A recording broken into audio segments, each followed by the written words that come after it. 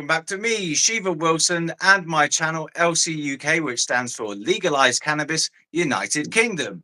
Now, today we're doing another LCUK show interview, and I have the marvelous Steve Rolls from Transform Drugs Policy Foundation on the show. Steve, welcome to the show. How are you doing today, sir? Pretty good. Thank you for having me. You're welcome. It's good to have you on, finally get a bit of a chat, because I've seen you here and there at various events and stuff. It's nice to finally get you pinned down and get some words out of your face. Yeah, my pleasure. Looking forward to it. Cool. So we've got about 10 questions or so here, mainly about cannabis and drugs policy. But to kick off, could you tell me a bit about yourself that's got nothing to do with cannabis or drugs? Well, I was going to talk about the fact I'm a bit of a sweet tooth, and I'm a bit addicted to midget gems.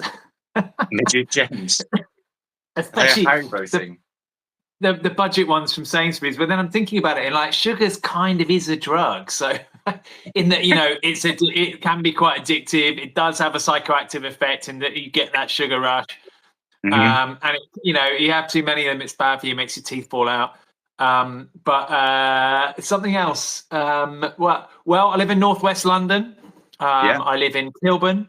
And last night I went to a concert in the Empire Gaumont Cinema, which is when it was built in the 1930s, was the biggest cinema in Europe. And there hasn't been a concert there for 50 years. It was the first concert there in 50 years. It's been a bingo hall and a church. Who was playing? The Royal Philharmonic Orchestra.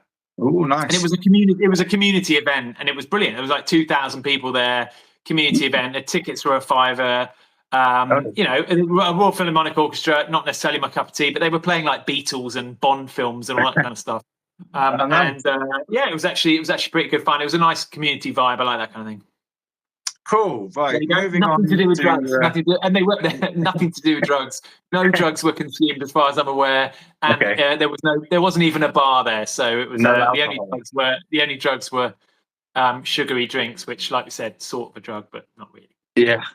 So moving on to drugs, then, did you have any drug education at school or from friends when younger? At school, honestly, I don't recall having any drugs education at all. Not at all. I don't think I can remember no drug education of any kind. There may have been some leaflets saying drugs are bad for you. There was definitely, there was some legal drug education in terms of alcohol and tobacco, I think. Yeah. But no, actually, not that I'm aware of any. Do you remember anything your friends would say, like, about drugs, if people were using at that time? To be honest, it was probably more me saying it to them. Yes, I think information you get from your peer groups is probably the dominant source of information for young people, and like anybody, conversations were had about drugs, both legal and illegal, as they were about other risk behaviors like sexual health and that kind of thing. I don't really remember that much of it. I'm old. It was a long time ago. It's quite a long time since I was a teenager. Although interestingly, I do have teenage children myself now, so I'm sort of reliving it. Some of that sort of education, health education, knowledge exchange, talking about drugs and sex and other sort of health risk behavior stuff, reliving it through them to some extent. Hopefully, I'm providing them with some good information. Because I don't think they're not really getting it from their schools either, as from what I'm aware. They might have had like one session. I think the school education on drugs, I think it's like 1 hour or 2 1-hour sessions in their entire school career. And if you don't seek it out, it is really very minimal. It's a whole policy issue there about drugs education, prevention, and what works and what doesn't. And do we do just say no and scare tactics, or do we do kind of empowerment with information and knowledge and encouraging people to make responsible choices and so on? And I think drugs education, sexual health education, diet, fitness, health, mental health care, a lot of that stuff, we do really spectacularly badly in this country. In some places it's better, some places it's getting better, but for the most part, I think it's hopelessly inadequate. So something to improve upon there, policy-wise. So what brought you into drugs policy activism? I see you as a drugs policy activist. So what brought you into this in the first place? I mean, it was always an issue I was kind of interested in anyway, because I've always found it kind of fascinating, drug policy. It was one of those issues about that sort of at the intersection of criminal justice policy and public health policy and foreign affairs and international relations policy, and sort of just ethics and morals and sort of moral philosophy about personal liberties and so on. So it was always one of those things I was kind of interested in as a younger person and as a student. And when I graduated, I had no interest in going into drug policy particularly. I was working in development work. My master's was in international relations and development studies. And I was working at Oxfam, the development organisation. But I was finding it quite boring, to be honest. So I was in a regional office. It's this enormous organisation. You're one little cog in a massive sort of institutional machine. And Transform was set up by a guy called Danny Kushlik, who was a sort of disaffected prisons drugs worker who just wanted to change things because he was sick of seeing the fallout of the war on drugs in terms of all these damaged people ending up in prison where he didn't think they should be, driven into criminal offending by the war on drugs. So he set up an organisation to campaign for more just and effective drug laws. Eventually got some funding. I saw the job was advertised when I was working in Bristol, where the organisation was set up. I thought, well, that looks interesting. That's an issue I'm interested in. That's something that sort of aligns with my thinking on this as a sort of public health pragmatist. So I applied for the job, got it, and I'm still there more than 20 years later. So the whole landscape of drug policy reform and advocacy and actual implementation and change on the ground has transformed incredibly over that period of 20 years, and hopefully our organisation's had a little bit to do with that at least. Well, yeah, moving on to that then. So you work for Transform Drugs Policy Foundation. That's correct, isn't it? That's the name of it. So can you tell us about what Transform is and what they do? So Transform is, like I say, it was set up over 20 years ago now. Excuse me. It's a UK registered charity. We do policy analysis and advocacy related to that analysis in the arena of drug policy and law reform. And that's based on a critique of the war on drugs, a sort of prohibitionist paradigm that basically leads in terms of government engagement with the drugs problem as they define it, with an enforcement approach. So it's based on prohibition. So criminalizing the production, supply, and use of drugs, and using police as your frontline tool. And you can see that in the way the budgets are split up. So most money in the UK goes towards punitive enforcement, and relatively little money by comparison goes into public health interventions like treatment and harm reduction and prevention and risk education and so on. So we critique the war on drugs, and then we also try and I think this is where Transform has been more distinctive compared to various other drug reform organisations. We very specifically focused on alternatives to prohibition. If we are going to end the war on drugs, if we are going to end prohibition, you have to have a vision of what comes after that. What would replace prohibition? And that has to be some form of legal regulated market, and what does that look like for different drugs? So we have done a lot of work over the years mapping out what alternatives to prohibition would look like. How would you legally regulate the production, supply, and use of different drugs in different environments, both in the UK and around the world? And to that end, we've published a whole series of briefings, books, and you can get all this stuff on the Transform website. It's all free to download, including our books, not just on regulating cannabis, but on regulating all drugs, because it's not just the less risky drugs that we need to regulate. In some ways, we need to regulate the more risky drugs more urgently, because that, in some ways, that's where the biggest public health wins would be. Thousands of people a year are dying from opioids, for example.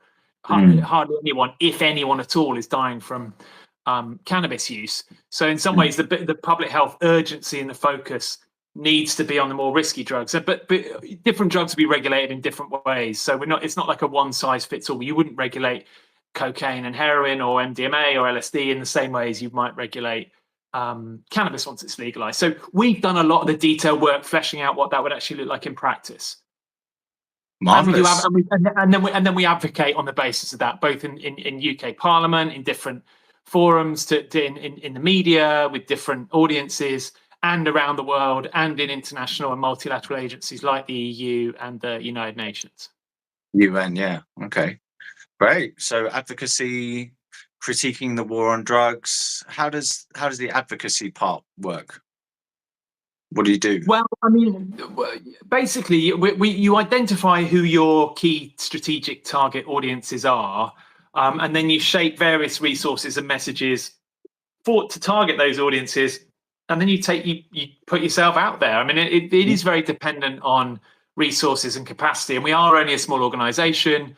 We have less than 10 staff. We have a relatively small budget. A lot of our staff work on a voluntary basis or work part-time. But, you do advocacy directly, like, meeting policymakers, meeting parliamentarians, meeting local policymakers at different levels of government, people in United Nations or whatever it is. And you advocate, you make the argument, and you propose alternative approaches, and you give them coherent work through proposals and say, look, do this and you will get better outcomes. But we also work with directly with the public. We have public meetings. We meet with different audiences, whether it's young people, whether it's parents groups, whether it's older people, whether it's professional groups like police groups or magistrates or public health officials or people working more broadly in the medical and public health field. And we tailor our messages for them. And we also work with media. So we try and get messages. We do press releases, we write articles, we speak to journalists, we appear on radio shows and podcasts. And on TV, and try to engage different audiences, because you can't just focus on one group. You can't just be preaching to the choir. It's great to go on cannabis community podcasts, but in some ways, for me to come and make an argument for cannabis legalization on your podcast, I think I can convey useful information to your listeners, but most of them will already be on side. In many ways, it's better for us to be speaking to the Daily Mail or the Daily Telegraph or more reactionary, hostile audiences, because we need to persuade them as well. So we try and put ourselves out there. We try and get on the sofa of breakfast TV chat shows. We try and get in women's weekly magazines. We try and get in the Daily Telegraph and the Daily Mail, and we've been actually quite successful with that. Sometimes through more dry policy analysis and briefings and reports, the sort of work that I do. But we also have a more kind of public-facing campaign advocacy group called Anyone's Child, which is where there are families who've been impacted directly by the war on drugs, often people who've lost family members to overdose, for example, or they've been imprisoned for minor drug offences, and the impact that's had. And they tell their stories, but don't just tell them in a more sort of traditional kind of hang 'em and flog 'em, throw away the key type law and order way. They go, look, this bad thing happened to us, and that is why we think the drug laws need to change, or why X certain drug needs to be legalized and regulated. So it can be quite amazing, really. Like a couple of weeks ago, we had the chair of our trustees, whose daughter died using ketamine. She had a 2-page feature in the Daily Mail saying, I think the ketamine should be legalized, even though my daughter died using it. And that is a really striking message to get to, and it's a way to reach new audiences. So we do all kinds of different work, and just check out our website if people are interested in finding more about that. Cool. Well, so your title at Transform is the Senior Policy Analyst, which sounds very big and meaty. Can you tell me what that means, and what is your role day to day? What do you actually get up to yourself? It's extremely big and meaty. Actually, I mean, we do. I mean, I kind of some of the work we do is actually quite dry, technocratic, or academic level sort of type of work, because I think one of the things that we identified was that there was a bit of a gap in the debate. It was all very well to kind of just be shouting about how rubbish the war on drugs was and that we need to legalize, and but policymakers and people who are skeptical quite reasonably want to know, well, what does that mean? What does it mean? Because just as you can have different levels of harshness of enforcement, you can also have different forms of legally regulated market. You can have a completely unregulated commercial free market, like alcohol and tobacco was in the 1950s, when tobacco used to sponsor the Olympics, and alcohol companies used to sponsor Formula One. In fact, I think they still do, don't they? Or certainly some countries they still do. Which is, when you think about it, absolutely preposterous that you would have high-speed driving events sponsored by Bacardi or something. But or you can have very strictly regulated, like state monopoly type models.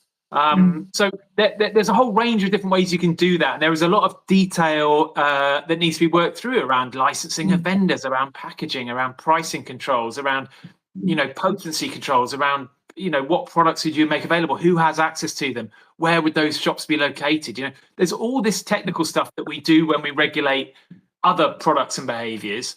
And we've taken a lot of that scholarship and knowledge and tried to sort of workshop how we would regulate drugs using a lot of that regulatory theory, and then we stuck it in these books and briefings and made it available to the public and policymakers. So a lot of the work I've done has been that more sort of kind of boring, in a way, technical side of things, but work that needs to be done so that we have the foundation for making the argument. So if we go to policymakers and go, yes, we do need to legalize and regulate drugs, cannabis and other drugs, and they go, yeah, all right, I sort of get it, but what does that actually mean? You can go, well, here you go, boom.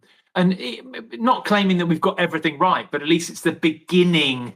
It provides the framework for having that debate. You've got something to argue over. And one of the things that we've always said is we need to move beyond the should we legalize or not to how do we legalize in the right way that meets the needs of the different stakeholders and communities who are part of this debate. Because and not all the different stakeholder groups, and this is an important point, not all the different stakeholder groups have the same priorities. The priority of the Treasury might be to maximize tax revenue. The priority of parent group might be to protect young people. The priority of the police might be to minimize the size of the illegal market.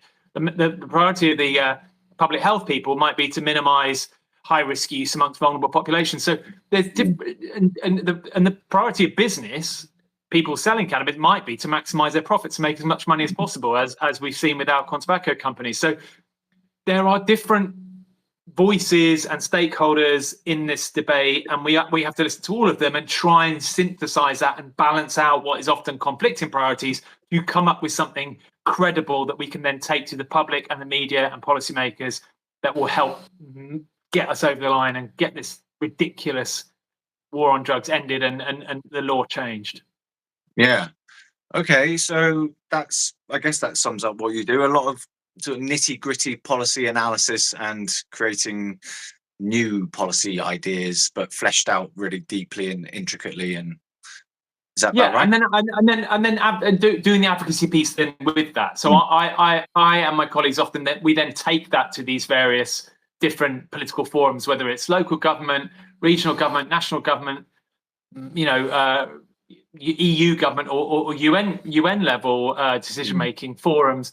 And then we advocate in those places. And sometimes when the change actually does start to happen, we then go and get to sit down with governments and help actually design actual policy systems and draft legislation. So with cannabis, after working on this for like nearly 15 years, we did get to that point in about 2012 where the law started to change. And at which point, because of the work we'd done, we then started to get the invitations to buy from government, starting with Uruguay, but then moving on to Canada and other places, including governments across Europe now, to actually sit down and start drafting legislation.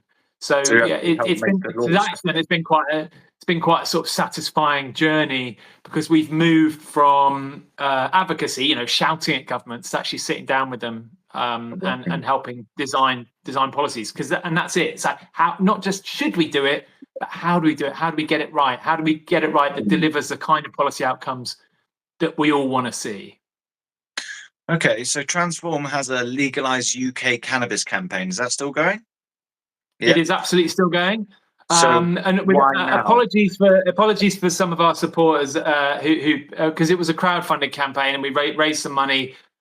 We did a major piece of work earlier in the year that was looking at the economic impacts of cannabis legalisation in the UK, which I think actually is particularly relevant at the moment with all these debates, Rachel Reeves, and potential tax rises and the public funding pinch, cost of living crisis, all of this sort of thing. The government is desperate to raise money to fund public services.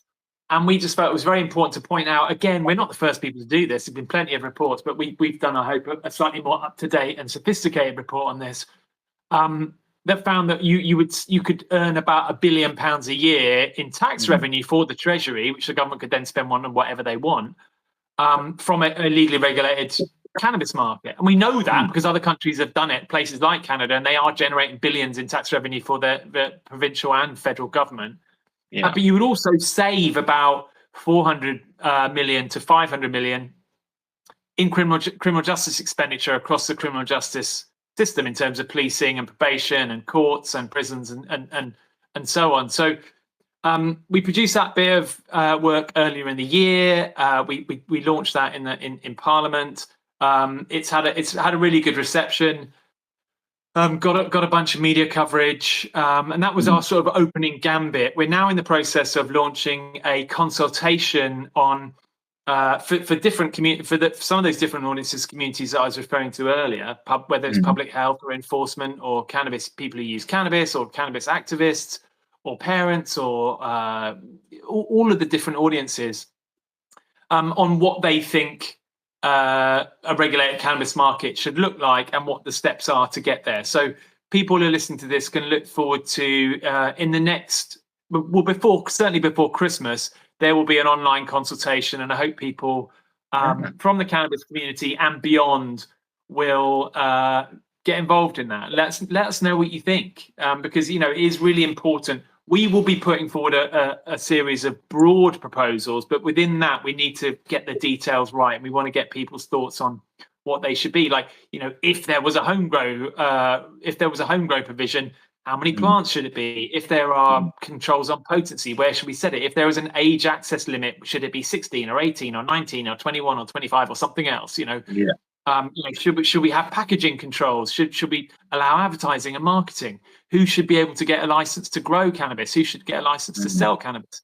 What does it look like? Where should the stores be positioned? Should we have stores at all, or should it all be online?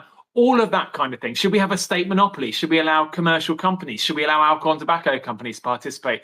There's a lot of detail that we are working through, and we want people's thoughts on that before we get together a coherent set of proposals, which we will then try and get buy-in to from key institutions and groups, and then we're going to turn that into a white paper and a bill that we will put before Parliament. Whether that will actually get through or not, it's probably a long shot, but it's a very important first step, I think, is to get a coherent set of proposals that there is substantial buy-in from key stakeholders, turn that into a legislative proposal and put it before Parliament, and force people to take a position on it. If we can get institutional buy-in from, for example, key public health institutions, so we can get some Royal Colleges of Medicine or that Faculty of Public Health, or the the Lancet and the BMJ, or the Magistrates Association, or the Chief Police Officers psychiatrists. Yeah, exactly. And if we can get them to say, look, we will support legalization, but it has to be like this model that Transformer put together, then we feel that is a useful way forward. But we do also want to get people who use cannabis, the cannabis community, cannabis growers, cannabis sellers, We want them to understand where we're going with this and get their buy-in and support as well. We don't want this just to be a kind of sort of seem like some snooty ivory tower, institutional proposal. It has to work for everybody. Although I just think it's really important to understand, and it comes back to that point I made earlier, that different stakeholders have different priorities. Sometimes they're in conflict with each other. Compromise will be necessary. No, there's no individual or group will get everything they want. People have to understand that compromise is a part of the reality of policy making and policy design. So, I hope people can understand that and understand that if there are bits of our proposals that they're not completely happy with, you may need to just bite the bullet and understand that there are things that you can't have everything you want. There may be some libertarian folks or business folks who don't want to see a strictly regulated market at all. They want more of a kind of commercial sort of open market, and they think that the free market will self-regulate. We don't think that it will. We've seen what happens with alcohol and tobacco when you do that, and we think you need, certainly at the beginning, you may need a more strictly regulated interventionist approach. And if it works, and if it's if it's shown to work, maybe we can relax things in the future. But anyway, I can rattle on about this stuff forever. I wanted to ask you, why now specifically? Why has this campaign arisen now, or lately, as opposed to before or waiting longer? What's going on now? I mean, yeah. As I'm sure you're aware, because you yourself personally been campaigning for it, there have been people campaigning and calling for legalization, regulation of cannabis and other drugs, but specifically cannabis in this example, for years. Going back to the Beatles were calling for it in the 60s. I think what's changed, well, a couple of things. We've got a change of government relatively recently. The last government was terrible on drugs. The current government is also terrible on drugs. They've clearly made a decision that they don't want to challenge anything that the last government did that might make them seem soft or vulnerable to attacks from the right-wing press, that they're somehow being soft on drugs or soft on law and order or weak, or they seem to have this urge to sound tough and virile and flex their tough on drugs credentials. But nonetheless, I think a new government with some high-profile supporters of the legalization of cannabis, like David Lammy, who's written articles about it in The Guardian, and he's foreign minister. No, he's not foreign minister anymore, is he? He's justice minister now. So he's got a key role in drug policy, and any minister does, because it the drugs brief it impacts all of the major departments of government. A new government feels like an opportunity, particularly a new government with time to make changes before the next election, with a huge majority and arguably a strong mandate. But I think maybe the global shift is more important, because there has been so much change at an international level. You have got legalization, not just in Uruguay, but in Canada, a key country in the Commonwealth, a key actor on the international stage. 23 states about half of the US now has legally regulated cannabis. Mexico, South Africa, Thailand, parts of Australia, large parts of the Caribbean. Cannabis reforms are progressing, and not just medical cannabis, non-medical cannabis as well is what I'm focusing on here. Across the world, on every continent, there's now more than 500 million people live in legal cannabis jurisdictions. And significantly, I think, for the UK debate, has been this wave of reforms in Europe.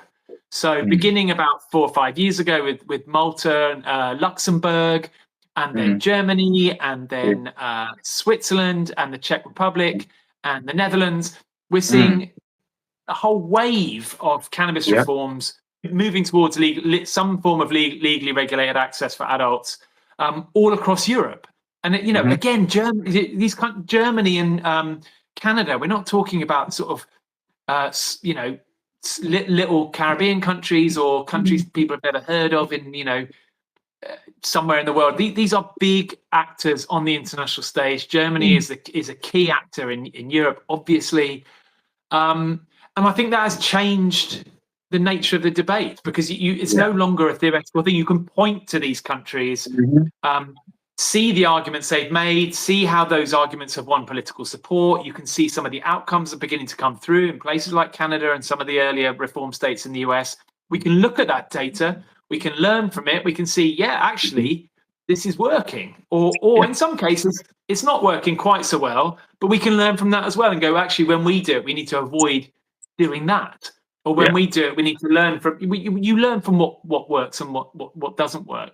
And we are in this sort of phase where it feels like the world is a bit of a laboratory of change for cannabis reforms, because there's different types of reforms that are taking place all over the world, from the more commercial models in some US states to the more sort of strictly regulated states, almost state monopoly models in Uruguay, to these non-profit association club models in Germany and Malta, to homegrown models in places like Luxembourg and Czech Republic. We can learn from all of this. We can see, what is working, what's not working, and that can inform the debate in the UK. But it makes that debate much more real. And I feel the combination of this. I feel like the planets are lining up, and of course, public opinion has moved to at or near 50%, over 50% in some places. And you can see once you get over that 50% threshold, politicians are looking at it, and they are quite a craven bunch. They want tax revenue. They also want votes. They see the votes are there. They see young people in particular support for cannabis legalization, and young people that is an important market, is an important audience for them. Yeah. And it starts to be a political asset rather than a political liability. And at that point, change becomes not just possible, but I think inevitable. And it's certainly in the US, you see what it was when it was ballot initiatives. I mean, the state level reforms were all driven by ballot initiatives, popular votes. So it was when it became a reasonable voting, winnable prospect. That was when the change started to sort of cascade. The domino effect started in the US, and we're now seeing that in Europe. And it's only a matter of time before it gets to the UK, and you can start to see it in the political discourse here. So Sadiq Khan, he's got behind, he's not a cannabis user, he's not a sort of cannabis evangelist, or even someone who particularly has any interest in drug policy, I don't think. But he's got behind cannabis reform, started talking about legalization, organized this commission on cannabis. A bit disappointing in the end, but he got behind it because he saw the focus groups, and the polling showed 65% of people in London were in favour of legalisation. And he's like, all right, well, I probably better support that then, because it's going to help me, stay in power. If we're being completely cynical about it, I mean, I do think he also thinks it's a good idea. But what makes it viable, moving from a good idea in private to a good idea in public, is when it starts to look like it's going to be a vote winner. And we are approaching or crossing that threshold in the UK, and that's the key change, I think. Well, that makes sense. Right. So tell me a bit about Anyone's Child. I mean, I went to the 10-year anniversary of it and filmed some video and stuff. The Families for Safer Drug Control. Is that right? Yeah. So, I mean, I mentioned that a little bit earlier. Basically, it's a group of individuals and family members, people who have either themselves or family members have been impacted by the war on drugs in one way or another, whether it's they've used illegal drugs that were adulterated, or they've used illegal drugs but they didn't know what they were or how strong they were and ended up harmed by that, or in some cases they've died. Or it's people who've been impacted by the criminal justice system. They've been criminalized and the criminal record has affected their life, or they've ended up in prison, and all the problems and horrors that can result in. And these families, they tell their stories, and that now people sort of my drugs hell type stories are as old as time. I mean, it's a real tabloid. It's classic tabloid fodder. But what the Anyone's Child families do is they kind of flip it on its head. So they kind of turn it around, and rather than they tell their my drugs hell type story, but then they go, and it wasn't just the drugs that were the problem, it was drugs in the context of a punitive criminal justice paradigm that made everything way worse. So, I didn't, there's a story of a young teenage girl who used MDMA, but she had a gram of MDMA, didn't know how strong it was, took, I think, half a gram of basically pure MDMA, which was 5 to 10 times the dose that she should have been. Well, should have been. She was, she was probably too young to be doing it anyway. But she took a massive overdose, and because her friends were afraid of the legal consequences, they waited way too long before they called the ambulance, and she died. So it wasn't, it wasn't. If she'd known how much to take, she wouldn't be dead. She might have still had a bad time or ended up in A&E or something, but she wouldn't be dead. And it's stories like that, and that have a particular emotional resonance. They reach people's at a different level to boring briefings from me with graphs and data in, because they engage people at an emotional level, and I think people can. Those experiences, they really resonate with people, and people listen and pay attention, and I think it opens up the reform debate to new audiences, different audiences, a wider public debate than those who would be interested in the more sort of nerdy technocratic stuff. People who've died of overdoses, people who've been in prison, the human stories of not just the costs of drugs, and aren't drugs bad, aren't drugs are awful, I got addicted, I died, blah blah. And I do think it's important those stories are told, but they then relate it to the policy environment, and they say, look, yes, I got arrested and got a criminal record, and I ended up in prison and had a traumatic, terrible time. I should never have been, I should never have been in prison. My son should never have been in prison. My husband should never have been in prison. And the stigma of a criminal record ultimately didn't do them any favors. Their shame drove them into problematic drug use, and they ended up dying. So it's those sorts of stories that the Anyone's Child families tell, and I think they can be incredibly effective form of advocacy.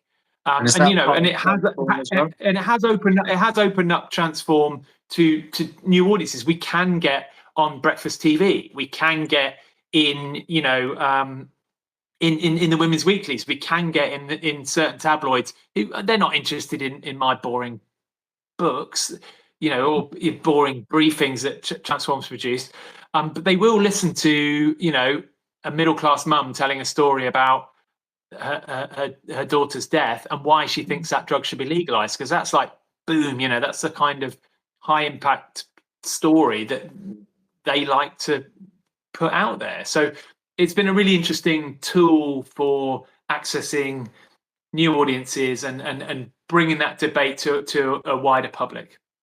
So just structurally, that's part of Transform as well, or is it a separate? Yeah, it's got its own website, and it's got its own sort of organization infrastructure, but it's effectively an initiative or a campaign initiative of Transform Drug Policy Foundation, which is the name of the charity and the name of the overarching organization.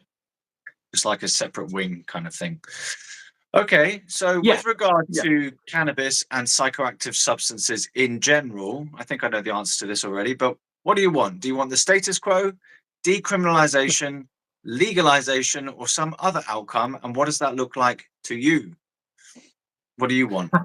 Well, I'm talking cannabis and not drugs. The state. Not the state. I mean, it's a huge question. Actually, come what you do. Obviously not status quo. I think everybody.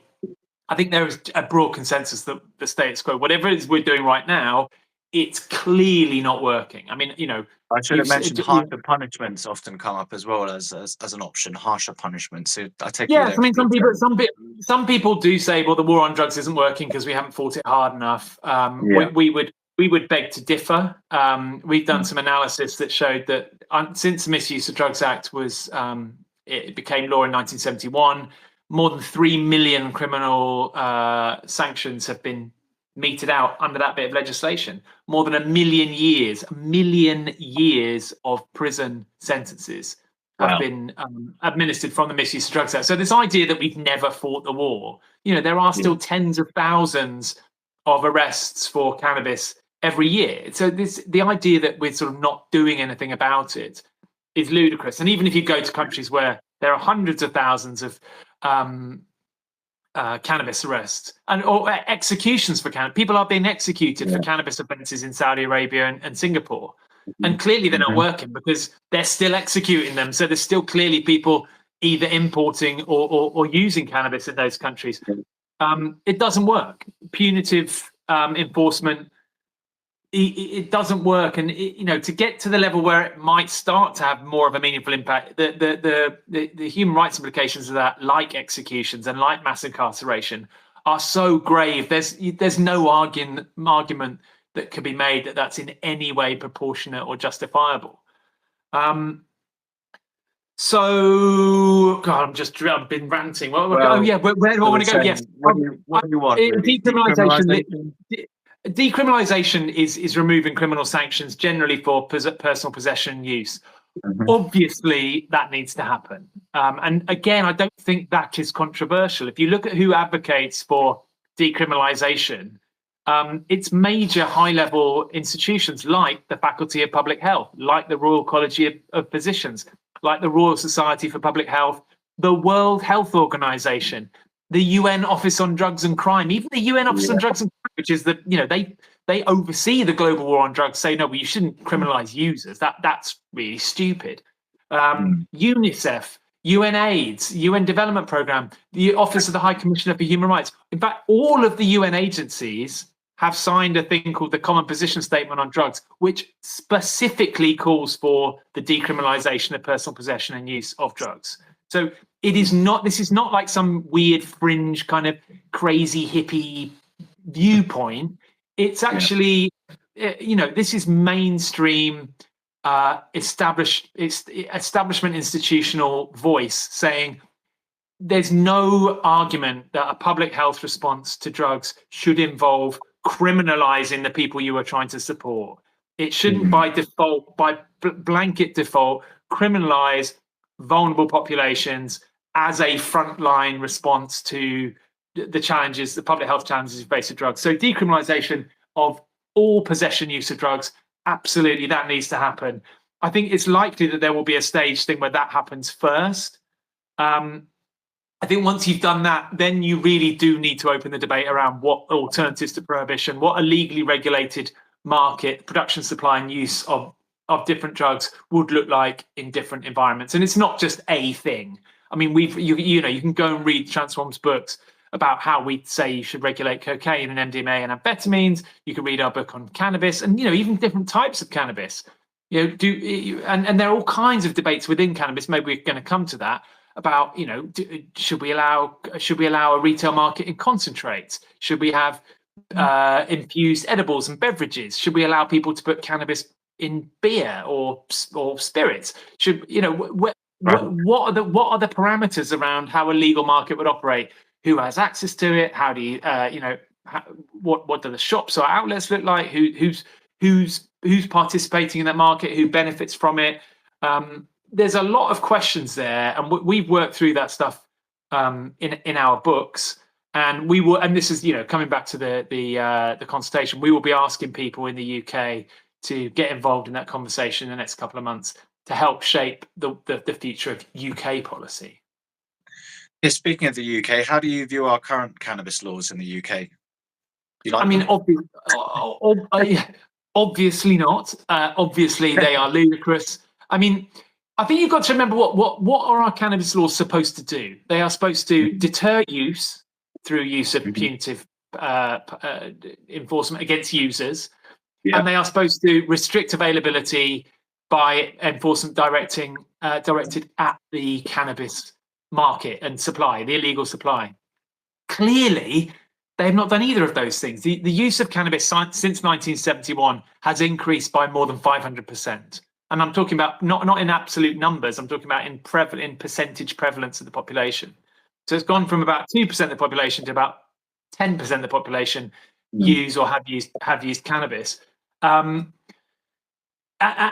more people are using cannabis. The market has expanded. The illegal market has expanded to meet that growing demand. There's no suggestion of it's easier to get cannabis today than it's ever been. The cannabis products themselves are more potent. I would argue more dangerous. They're not regulated. The cannabis that you buy is often going to have, heavy metal contaminants or fungal contaminants. It will have very high THC and often very low CBD. There's no option for milder products. The THC vapes are even less regulated. A lot of them are contaminated with synthetic cannabinoids or worse.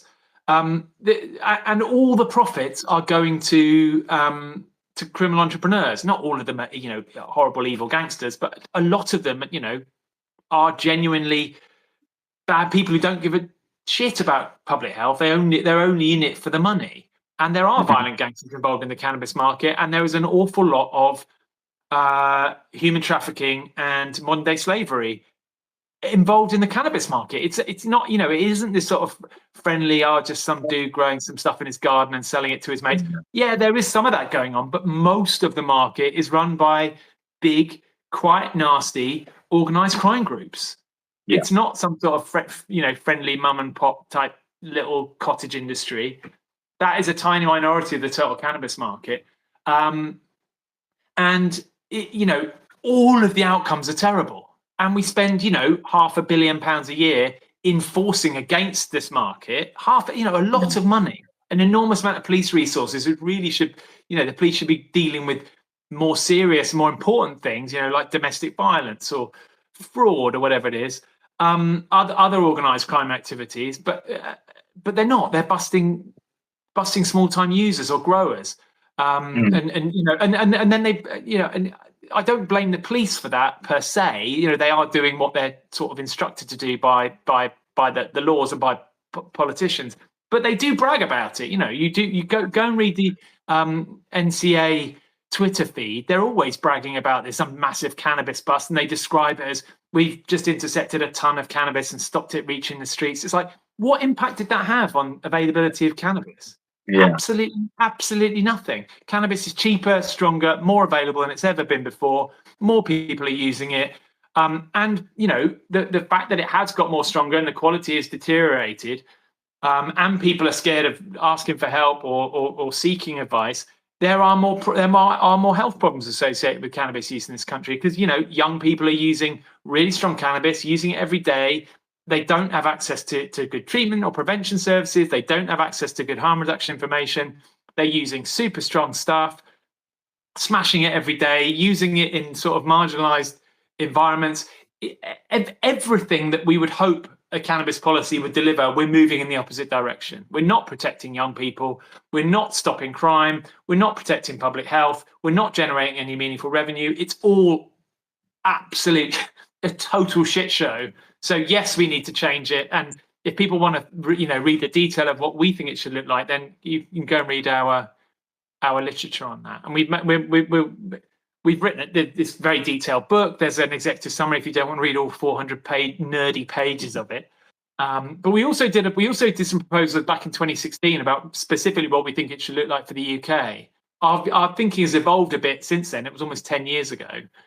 But we did that with David Nutt and a bunch of other sort of experts for the Liberal Democrat Party, who they commissioned us to do it. We weren't paid. We did it as an independent project, and we produced these recommendations, which then informed their policy position. So the Lib Dems do actually support cannabis legalisation, as do in fact the Greens and a few of the other parties. The Greens support legalisation, regulation of all drugs. Mm-hmm. And it's actually interesting that, just while I'm ranting, that you've got someone like Zach Polanski, and the Greens are having a sort of bit of a moment right now, a massive surge in popularity, and some of the polling showing them out-polling the Tories and Labour, but all about 16-17%. Mm-hmm. And they have a position, very progressive drug policy and law reform platform that transformed, just to declare an interest. We also fed into that. So we will work with any political party, by the way. We're not non-partisan. Any party, well, maybe there's some parties we wouldn't work with, but the really extreme parties. But I wouldn't work with Britain First or something. But the Green Party are doing really well, and they have an all drug reform regulation part. And people actually, I think they like it. They like the boldness of people who are willing to make an argument and challenge what's obviously a failing status quo. The government, for whatever reason, and I just don't get it. They're not seeing the way that the wind is blowing and going, actually, no, we need to get on this and start making an argument for a progressive drug policy reform platform. And they won't do it. And then, you know, you can look at Mamdani in New York, who's just won the mayor, become the mayor of New York. Again, he's all up for ending the war on drugs, legalization, regulation of all drugs, and he's just won a stomping victory in the US. You know, and even in the US at the presidential election last year, Kamala Harris and Donald Trump were supporting legalization of cannabis. So it wasn't even really an election issue because they both supported it. They didn't really have anything to argue about. But you know, the idea that this is you know, a poison chalice for politicians to support cannabis reforms, it's just ridiculous. They seem to be stuck in the past. This idea somehow that you can't make it work for you politically, clearly rubbish, clearly demonstrably nonsense. And the fact that you've got all these governments in really quite conservative countries all over Europe are now legalizing cannabis and winning public and political support whilst doing so. Surely the government in the UK can look at that and go, hang on a minute, are we backing the wrong horse here by doubling down on all this tired, clearly disastrously failed drug war bullshit? Who knows? I mean, you know, we try. Well, I wanted to quickly ask you about de facto decriminalization or decriminalization by stealth. Are you aware of this idea that perhaps cannabis and some other drugs have been already somewhat decriminalized by these things like diversion schemes and arresting and not charging or just fining people? What do you think of that? Is that real? Yes and no. I mean, I think there's a certain amount of semantics and confusion over the language here. So a number of police authorities in the UK, if you get arrested with cannabis, or in some cases, in many cases with any drugs, small amounts of personal possession, you don't get arrested and prosecuted. What happens is you are diverted into a health intervention of some sort. Now, it would depend on the situation. It would depend on the police authority. It would depend on how much drugs you've got or what drugs they are.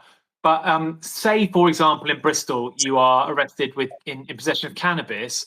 You are diverted into a health intervention, which I think it just basically involves going on a bit like doing a speed awareness course.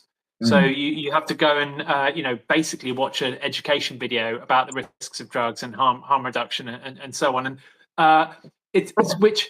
and some of these health interventions, it's really quite similar to Portugal, which a lot of people will have heard of, that famously decriminalized all drugs in 2001, where you're not. It's not just no sanction, but you are basically diverted into a health through a health channel, rather than the more traditional criminal justice channel. Is that a good thing? Yes, absolutely. It's a massive improvement on prosecuting and charging people and giving them criminal records of minor possession offences. Personally, I don't think there should be any sanction for personal possession use of any drug, or confiscation. I think if you are supplying drugs, I think that could potentially get, especially if you're supplying drugs to vulnerable people or doing it for profit, I think that can potentially engage be sanctionable. But possession of drugs for personal use, I don't think that should be cannabis should be sanctionable at all. So for adults, I'm talking about. How we deal with children and drug use, I think, is slightly more complicated. But and actually, that is what is happening in terms of diversion.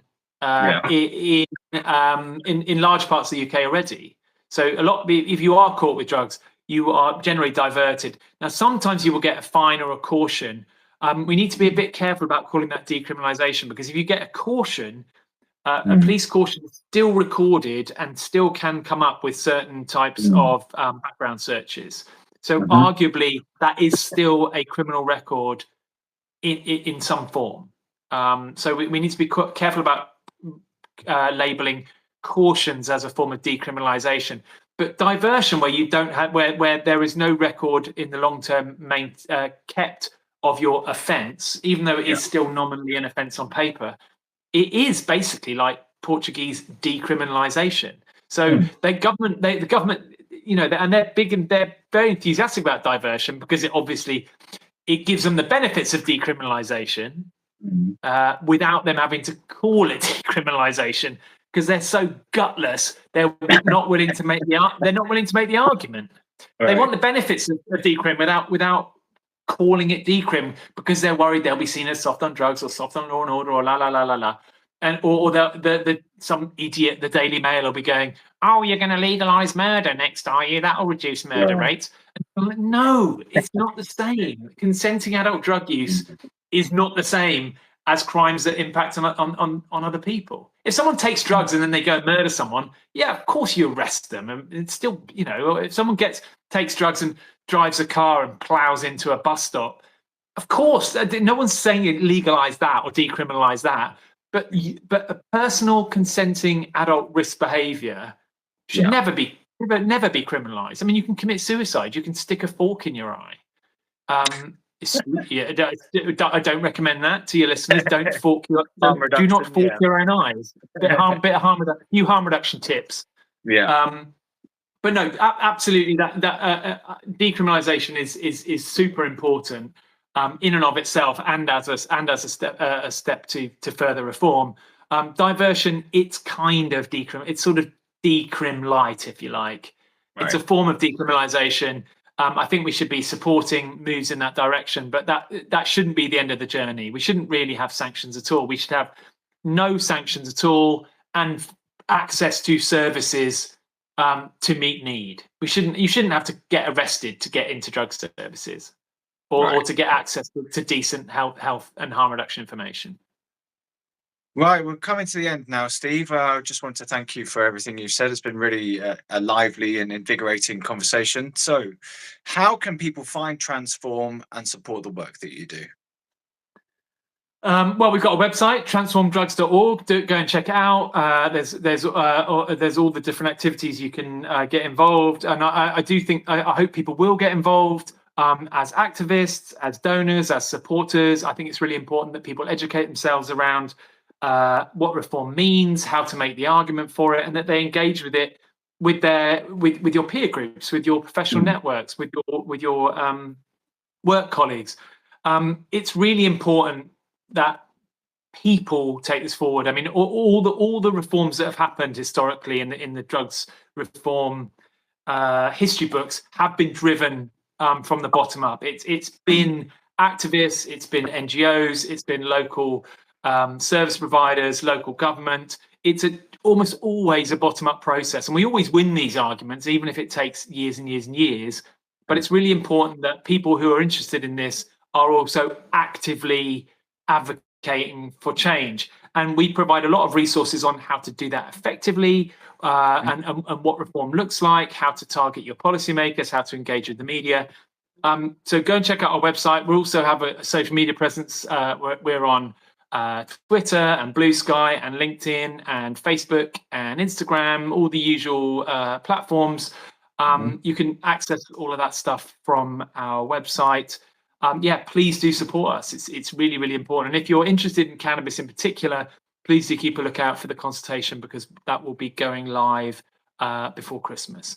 Please do support us. We're getting there. We're going to win this one. It's only a matter of time, but we need your help. So let's do it. What about YouTube and TikTok? Are you on those? Oh God, yeah. Yes, both of them as well. Sorry, there's so many. So many social media platforms. We're on all of that stuff. Right. Okay. Anything else you want to add, Steve, before we go? I guess given that you've got a kind of cannabis activist oriented audience, I just really to speak to the cannabis activists and go, it's not just about cannabis. It is about all drugs, and we need to be careful of some people call it cannabis exceptionalism. Like, just because you use cannabis or you love cannabis or celebrate cannabis and cannabis culture, it doesn't mean that other drugs shouldn't also have your attention, and reform of those drug policies more broadly shouldn't have your support, even for drugs that you don't like. Or that you're worried about, or that are conspicuously more dangerous and risky and problematic than cannabis. We need to reform policy for all drugs, They are all of this stuff. Fentanyl comes to mind as the hardest one at the moment. Fentanyl's the worst drug in the world, isn't it? It's certainly one of the most risky ones, just because it's so incredibly potent. But the question is, what why is fentanyl here?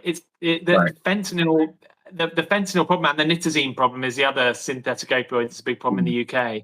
Has been driven by the prohibition of opium and heroin and other opioids. You create these incentives within the market to push the market towards these more potent, dangerous products, which are easier to traffic and more profitable per gram.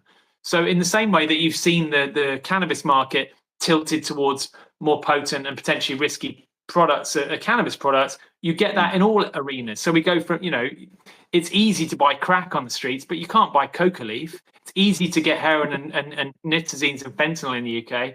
You can't buy opium tea or smokable opium.